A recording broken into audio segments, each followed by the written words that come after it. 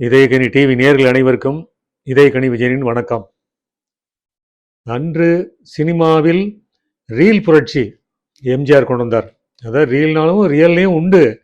இன்றைக்கு அதாவது அன்றைக்கு சினிமாவில் அவர் பண்ணது இன்னைக்கு நிஜத்தில் மோடி அவர்கள் பண்றார்.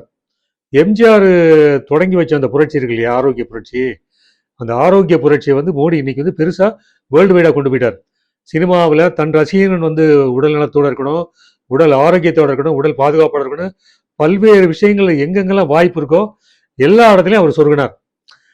அதுதான் அவருடைய அந்த ஒரு மிகப்பெரிய சிறப்பு. என்னன்னா, நான் அதை அடிமைப்பெண் படத்தினுடைய புகைப்படங்களை கேதர் பண்ணேன் நாகராஜ ராவ்கிட்ட. பண்ணும்போது அதில் ஒரு படம் ரேராக இருந்துச்சு, ரொம்ப ரேராக இருந்துச்சு. என்னன்னு பார்த்தா, அது பிரிண்ட் போட்டு பார்த்ததுக்கு அப்புறம் தான், நெகட்டிவ் பார்த்துட்டு பிரிண்ட் பார்த்ததுக்கு அப்புறம் தான் நமக்கு அது புரிஞ்சது. ரொம்ப வியப்பா இருந்தது. ஒரு ஸ்டூல் மேல எம்ஜிஆர் உட்கார்ந்து அப்படி தியானம் பண்ற மாதிரி, அதாவது யோகாவினுடைய சின்முத்திரையோடு அப்படி உட்கார்ந்துட்டு தியானம் பண்ற மாதிரி ஒரு அற்புதமான புகைப்படம். அது முதன் முதலாக அந்த புகைப்படத்தை வெளிப்படுத்தி என்னுடைய எம்ஜிஆர் நினைவுகள் புகைப்பட ஆல்பத்தில். அதுக்கப்புறம் இதே கணில வந்துச்சு. இன்னைக்கு அது கலரிங் பண்ணி வேர்ல்டு வைடு அது ஃபேமஸ் ஆயிடுச்சு அந்த புகைப்படம். அதாவது படப்பிடிப்புக்கு அப்பாற்பட்டு அது அந்த அந்த உடையோடு, அடிமைப்பெண் உடையோடு அப்படி உட்கார்ந்துக்கிட்டு, அது லஞ்ச் பிரேக் டைம் சொல்லுவாங்கன்னு நினைக்கிறேன். அந்த டைம்ல போட்டோ எடுக்க வச்சிருக்காரு பாருங்க. அதுதான் மிகப்பெரிய சிறப்பு. அது நாகராஜனுக்கு அந்த பெருமை. அப்படி தன்னை எவ்வளவு தூரம் பண்ண முடியுமோ அவ்வளவு தூரம் ப்ரொமோட் பண்ணாரு. அது தனக்காக மட்டுமல்ல, தன் உடல் வலிமையை காட்டுவதற்கு, தன்னுடைய திறமையை காட்டுவதற்கு, மக்கள் பயன்பட வேண்டும் என்பதற்காக. தலைவன் படத்துல தண்ணீருக்கு அடியில் அமர்ந்து தியானம் பண்ணுவாரு, சின்முத்திரை இது பண்ணிக்கிட்டு யோகா பண்ணுவார் தண்ணீருக்கு அடியில். ஸோ அப்படி அந்த படத்துல ஒரு காட்சி இருந்தது. அப்படி அந்த உடல் ஆரோக்கியத்தை அப்படி கட்டுமஸ்தான உடம்பு அப்படி காட்டும் போது தியேட்டர்ல பயங்கரமா கிளாப்ஸ் இருக்கும், ஆரவாரமா இருக்கும். ஏன்னா அந்த உடல் அழகு, அதாவது உடம்பு நல்லா வச்சுக்கிட்டா எந்த வயதிலும் உடல் அழகா இருக்குங்கிறதுக்கு எம்ஜிஆர் ஒரு உதாரணம். 50 மட்டுமல்ல, 55, 60 அப்படி பார்த்தீங்கன்னா, பல்லாண்டு வாழ்கிற படத்துல போய்வா நதி இலைங்கிற பாடல் காட்சியில எம்ஜிஆர் சட்டையை கழட்டிட்டு தண்ணீர்ல ஆற்று நதியில அதான் டூயிட் பாடுற மாதிரி அங்கேயும் தன் உடல் வனப்பை காட்டுவார். இப்படி படத்துக்கு படம் காட்சி. அது போக பாடல்களில் உடற்பயிற்சி அவர் தவறாமல் சுட்டி காட்டி வந்தார் பல படங்களில். அதுல ஆனந்த ஜோதியில ஒரு பாடல், அதாவது ஒரு தாய் மக்கள் நாம் என்போம், ஒன்றே எங்கள் குலம் என்போம், இப்படி ஒரு பாட்டு. அந்த பாடலில் பார்த்தீங்கன்னா மாணவர்கள் அவங்க பயிற்சி எடுக்கிற மாதிரி, அதாவது உடற்பயிற்சி பண்ற மாதிரி, அந்த பாடலுக்கு தகுந்த மாதிரி. அதுல கமலஹாசன் இருப்பார், அந்த படத்துல மாஸ்டர் கமலஹாசன் இருப்பாரு. அவருடைய கேரக்டரே அதுல உடற்பயிற்சி ஆசிரியர் தான். ஆனந்த ஜோதி படத்திலே அவருடைய கேரக்டர் உடற்பயிற்சி ஆசிரியர். அதுக்கப்புறம் பார்த்தீங்கன்னா நீர் நெருப்பும் ஒரு பாடல் வரும். கடவுள் வாழ்த்து பாடும் இளம் காலை நேர காற்று, என் கைகள் வணக்கம் சொல்லும் செங்கதிரவனை கதிரவனை பார்த்து அப்படிங்கிற பாட்டு. அதான் அப்போ திமுக இருக்கார் அவரு. அதனால அது உதயசூரியனையும் சுட்டி காட்டுற மாதிரி இந்த பாடல் வரிகளை கொண்டு வந்துறாரு எம்ஜிஆர். அது மாணவர்களுக்கு எல்லாருமே பூரா, அதாவது உங்களுடைய சீருடையில மாணவர்கள் இருப்பாங்க. அந்த மாணவர்களுக்கு வாள் சண்டை பயிற்சி செய்து கொடுப்பார். அப்படி வாள் சண்டை எப்படி, அதாவது அதுலேயும் உடற்பயிற்சியோடு சேர்ந்து வாள் சண்டை கற்றுக்கிற மாதிரி. ஸோ அப்படி ஒரு காட்சி அமைப்பு அந்த படத்தில். அது போக பணம் படைத்தவன் படத்தில் கல்கட்டாவில் எடுத்தாங்க. அந்த காட்சிகள்லாம் கல்கட்டாவில் எடுத்தாங்க. ஓட்டப்பந்தயத்தில் ஓடி அவர் ஜெயிக்கிற மாதிரி, அதுக்கப்புறம் துரோபால் வீசி அதில் ஜெயிக்கிற மாதிரி, அதுக்கப்புறம் ஈட்டி எறிஞ்சு அதில் ஜெயிக்கிற மாதிரி, இப்படி அதில் ஒரு விளையாட்டு வீரராக வருவார் பணம் படைத்தவன் படத்தில். பணக்காரங்க குடும்பம் படத்தில் டென்னிஸ் விளையாடுற ஒரு பாடல் காட்சி உண்டு. எம்ஜிஆரும் சரோஜாதேவியும் பறக்கும் பந்து பறக்கும் அப்படிங்கிற மாதிரி அந்த பாடல் காட்சியில் அது டென்னிஸ் விளையாட்டை ரொம்ப ஸ்டைலிஷாக பண்ணியிருப்பாரு. அவ்வளோ அழகாக இருக்கும். என்னன்னா அந்த பாடல் காட்சியை படமாக்குனது எம்ஜிஆர் தான். படத்தினுடைய இயக்குனர் ராமண்ணாவாக இருந்தாலும் அந்த பாடல் காட்சி மட்டும் அது ராமண்ணா வேறொரு காட்சிகளை எடுத்துக்கிட்டு இருந்தப்போ இவருடைய பங்கு அது இரவுக்குள்ள அந்த பாடல் காட்சி படமாக்கி முடிச்சார் எம்ஜிஆர். அந்த டென்னிஸ் விளையாடிக்கிட்டே அப்படி ஒரு காட்சி வரும். நவரத்னம் படத்தில் பில்லியர்ட்ஸ் விளையாட்டு நவரத்னம் படத்தில். அது சினிமாவுக்காக இருந்தால் கூட நிஜத்திலேயே எம்ஜிஆர் கரெக்டாக அந்த இதை போடுவார். ஸோ அப்படி ஒரு இது வந்து அது மாதிரி தாய்க்கு பின்தாரம் படத்தில் மாடு பிடிக்கிற ஒரு வீரதீரமான ஒரு காட்சி இப்படி உண்டு. அன்பேவால கோல்ஃப் விளையாடுவார். கோல்ஃப் விளையாடு சரவணே சொல்றாரு, அவர் என்ன பயிற்சி எடுத்துக்கிட்டாரா என்னன்னு தெரியல, ஆனால் கரெக்டாக அவர் பந்தை வந்து குழிக்குள்ள தள்ளுறாரு. ஸோ ரொம்ப அதெல்லாம் வியப்பா இருக்கு எங்களுக்கு. எம்ஜிஆர் அப்படி அது மாதிரி எல்லாவற்றிலையுமே அவர் மாஸ்டராக இருந்திருக்காரு எம்ஜிஆர் அப்படிங்கிறதுக்கு அன்பேவாவும் ஒரு உதாரணம். இன்னொன்று, அந்த ஊட்டியில் தான் அந்த படப்பிடிப்பெல்லாம் நடந்தது.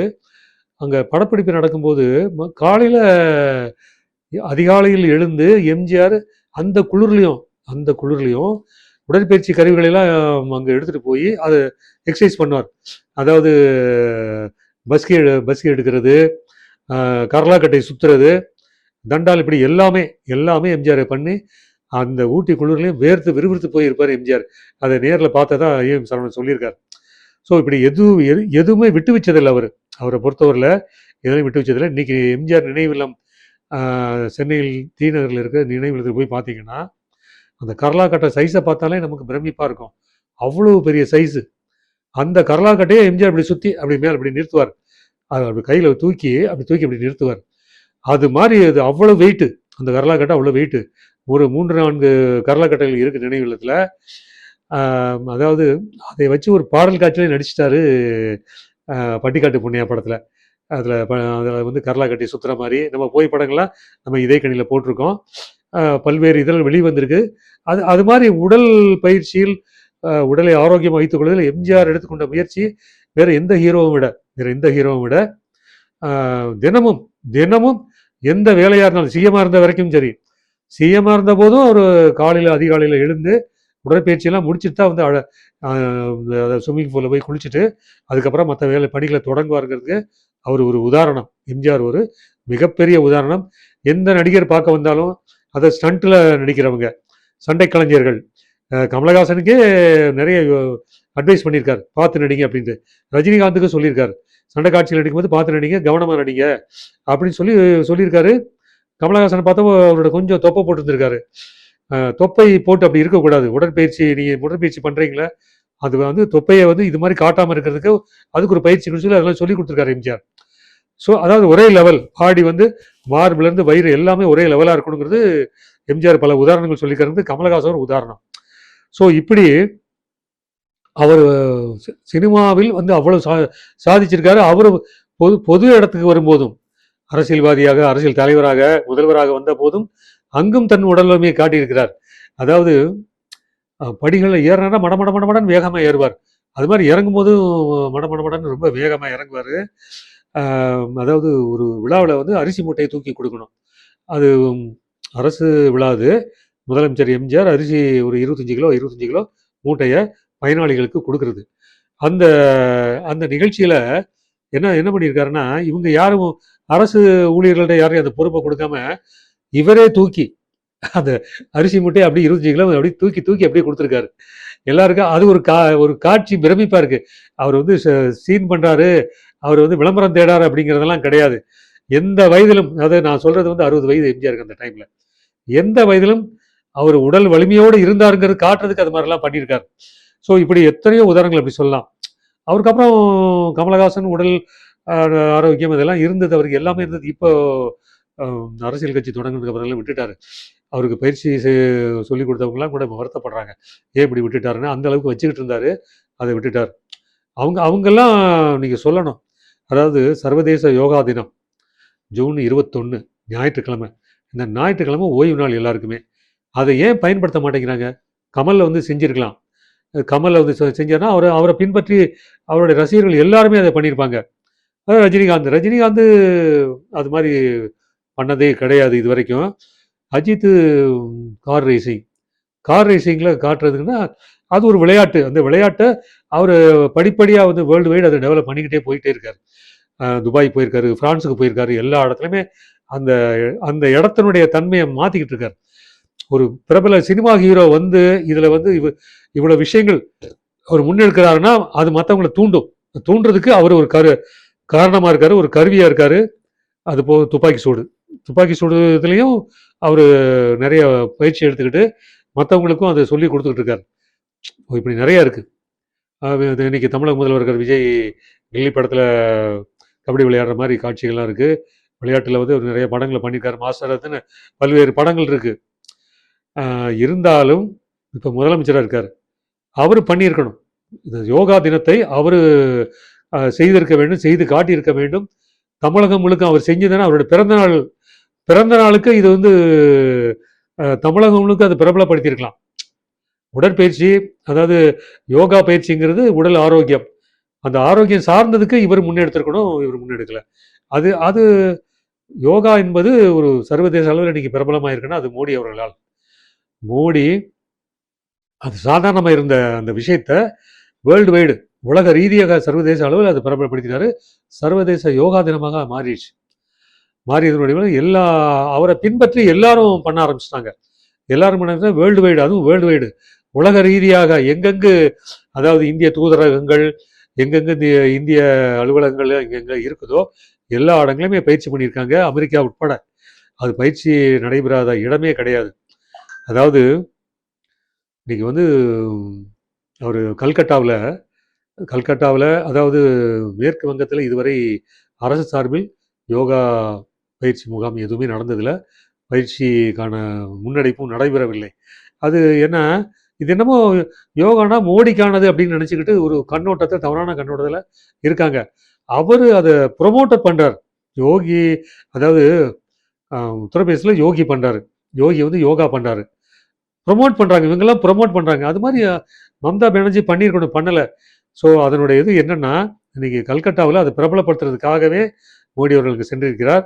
சென்று கிட்டத்தட்ட 35,000 பேர் அந்த இடத்துல கூடியிருக்காங்க. அத்தனை பேருக்கு முன்னாடி அவரும் பயிற்சி பண்ணதனுடைய நடுவில் மற்ற அங்கே வந்திருக்கிற மற்றவர்களுக்கும் அவர் சொல்லி கொடுத்துருக்காரு.